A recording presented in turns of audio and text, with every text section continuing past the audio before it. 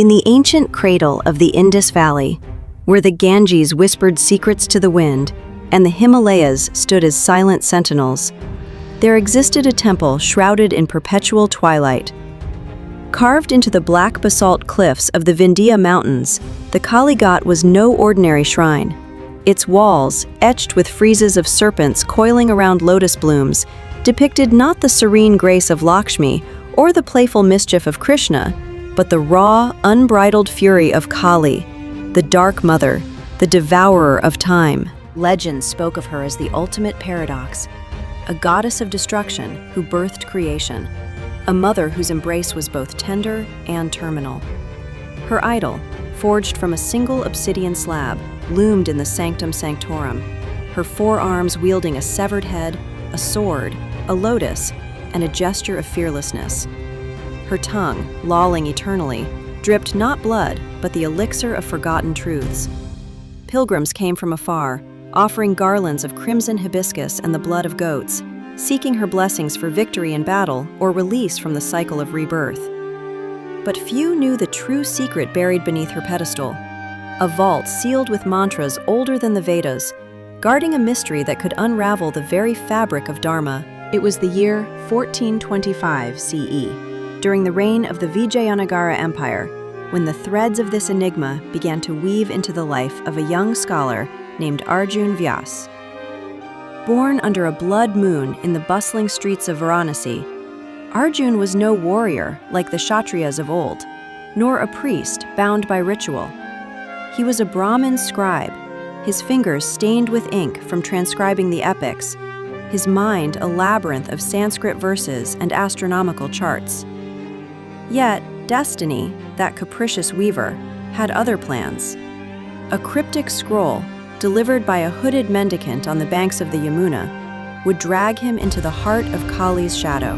The scroll bore no signature, only a single verse in archaic Prakrit. In the belly of the night, where time devours its tail, the mother's secret sleeps. Seek the Black Lotus at the fork of the three rivers, or the wheel of samsara shall shatter. Arjun dismissed it as the ravings of a mad fakir, until the night his dreams were invaded by visions of a woman with skin like midnight, her eyes burning with the fire of 1,000 suns, whispering his name. Little did he know, this was no mere hallucination. The dark secret of goddess Kali was awakening, and with it, an ancient Hindu mystery that spanned empires, gods, and the veil between worlds. The monsoon had just broken over Varanasi, turning the ghats into rivers of mud and the air thick with the scent of wet earth and incense. Arjun Vyas hunched over his desk in the modest ashram of Guru Shankaracharya, the flickering oil lamp casting elongated shadows that danced like yakshas on the walls. At 25, he was the youngest custodian of the library, a repository of palm leaf manuscripts that chronicled the rise and fall of dynasties, the migrations of stars, and the whispered dialogues between sages and deities. His days were a rhythm of precision. Dawn prayers to Saraswati, the goddess of knowledge. Midday debates with fellow scholars on the nuances of the Upanishads. Evenings spent cataloging brittle texts that crumbled at the touch. Marriage had been proposed, a union with the daughter of a wealthy merchant, but Arjun's heart belonged to the pursuit of truth, not the domestic hearth. "Knowledge is my bride," he would jest, though lately even that passion felt hollow, as if the gods had hidden their faces behind a veil of Maya. It was on such a night, as thunder rumbled like the roar of Garuda, that the mendicant appeared. The ashram's outer gate creaked open, admitting a figure cloaked in saffron rags, his face obscured by a cowl embroidered with Rudraksha beads. Guru Shankaracharya, a wizened man whose beard reached his knees, rose from his meditation mat, his eyes narrowing in suspicion. Strangers were rare.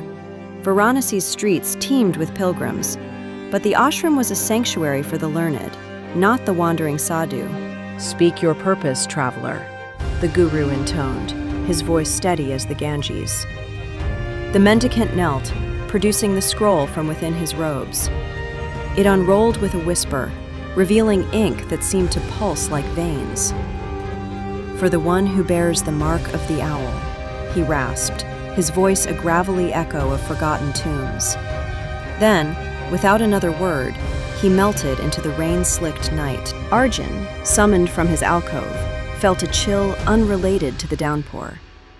The mark of the owl, a faint birthmark on his left palm, shaped like the nocturnal bird sacred to Lakshmi, had been a source of childhood ridicule.